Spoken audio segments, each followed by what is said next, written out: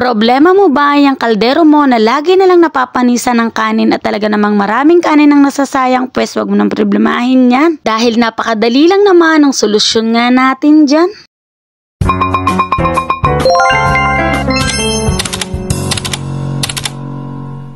So for today's video mga kumare ko, kung ang pinoproblema nyo nga yung inyong mga kaldero kasirola na lagi na lang napapanisan at nasasayangan ng kanin, pues wag ka nang mamoblema dahil tapusin mo lang tong video na to hanggang dulo at talaga namang isi-share ko sa iyo ang tamang paraan na dapat mo ang gawin. Kadalasan talaga napapanisan nga tayo ng kanin mga kumare ko, lalo na nga pag mainit ang panahon, magugulat ka talaga ang bilis mapanis ng inyong kanin. Kaya kailangan talaga mga kumare ko, alam mo nga ang tamang dapat gawin para hindi ka na nga mapapanisan ng kanin. Kailangan nga mga kumare ko, ang una nga natin gagawin ay syempre tatanggalin mo yung mga kanin dyan sa iyong kaserola, kaldero at kailangan wala talagang matitira. Isa rin kasi sa nagkukos ng panis ng kanin mga kumare ko, pag hindi mo nga nahugasan ng maayos ang kaserola mo, yung mga tira-tirang kanin, yan din talaga ang nagkukos ng isa pang pagpanis. So kapag naalis mo na nga yung mga kanin mga kumare ko, gagamit ka nga pala dito ng baking soda. Alam naman nating lahat ng baking soda talaga ay napakagandang pangalis ng mga chemical at mga germs. At pag-usapang panglinis talaga mga kumare ko, isa talaga sa pinaka-the best nga itong baking soda. So lalagyan mo nga ng maraming baking soda mga kumare ko yung iyong kaserola dun mismo sa pinaglalapatan nga ng kanin. Syempre papalibot mo nga yan dyan. Pag pala madalas nang mapanisan ng kanin ng kaserola, kaldero nyo mga kumare ko, mas maraming baking soda po ang ilalagay nyo. Lalagyan nyo na nga ng maraming baking soda mga kumare ko, kuskusin nyo nga palibot nga dito sa may kaserola, kaldero nyo. After nyo naman makuskus yung baking soda dun sa buong kaserola mga kumare ko, bubuhusan mo nga lang pala ito ng suka. Kita nyo naman mga kumare ko, talagang bumubula nga pag pinagsama ang suka at baking soda. Isa rin yan talaga sa nagpapakita na talagang nawawala at umi-effect nga ang ating panglinis.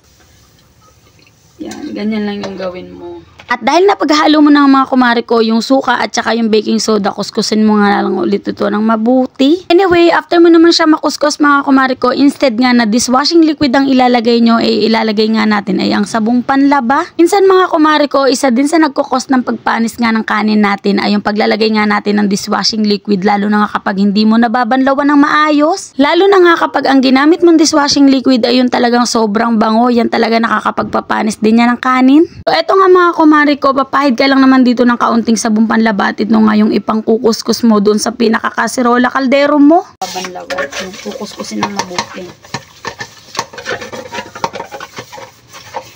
Kailangan pag kinuskus nyo siyang mabuti mga kumare ko, is make sure talaga na wala nang mga kanin-kanin na matitira doon sa gilid.